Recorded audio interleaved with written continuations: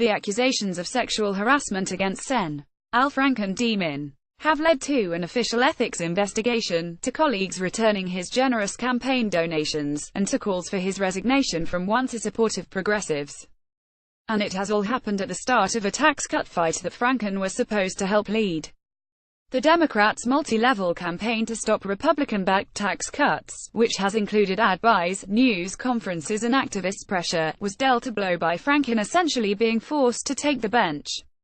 The senator had taken an increased, unique role in Democratic messaging this year, with a best-selling memoir, frequent use of social media and a new openness to national interviews. You have to be able to hit back hard, quickly and in a way that works, and he's uniquely skilled at doing that, said one Senate Democratic aide, who spoke on the condition of anonymity to be candid. The aide conceded that Franken's diminishment was a setback but suggested that there are other senators who are doing their jobs who are just as good at this. But the aide did not say who.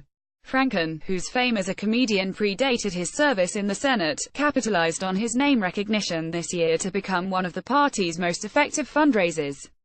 When he signed a Democratic fundraising email, Franken's name produced more donations than anyone else in the 48-member Senate caucus, said Democrats with knowledge of their party's fundraising efforts.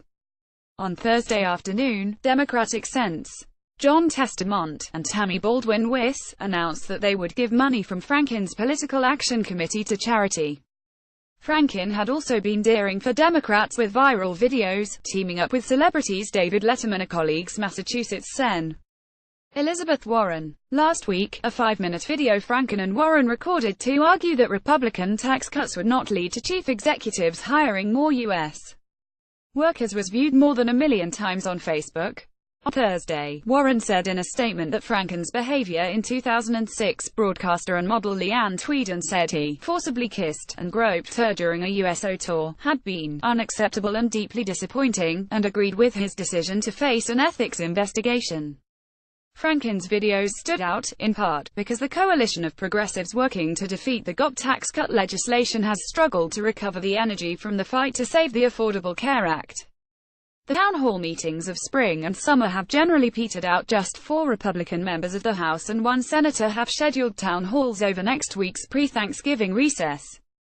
The Notanepany coalition has kept up the pressure anyway, with a small Wednesday rally near the Capitol and in-state lobbying planned for the coming week.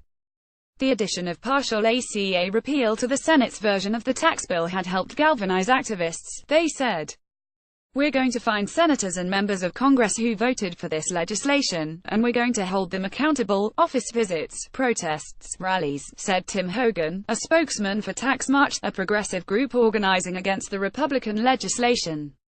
The more people talk about the contents of these bills, the harder it gets for Republicans to sell it and to hide from the consequences of their actions.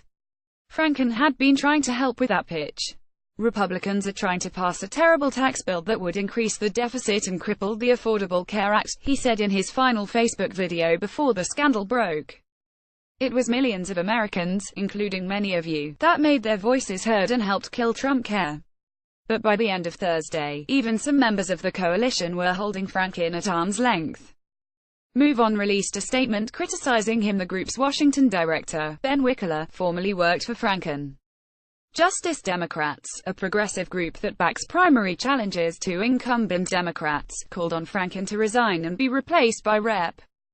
Keith Ellison D-Min. We believe Leanne Tweeden's account and are disappointed in Senator Franken's actions, the Progressive Change Campaign Committee, a group that had teamed up with Franken before, said in a statement. Sexual harassment and assault are not joking matters. This behavior isn't excusable in any context, and we're glad he's attempting to take responsibility and show remorse. We hope he commits himself to being part of a necessary culture shift in the halls of Congress, the entertainment industry, and across society.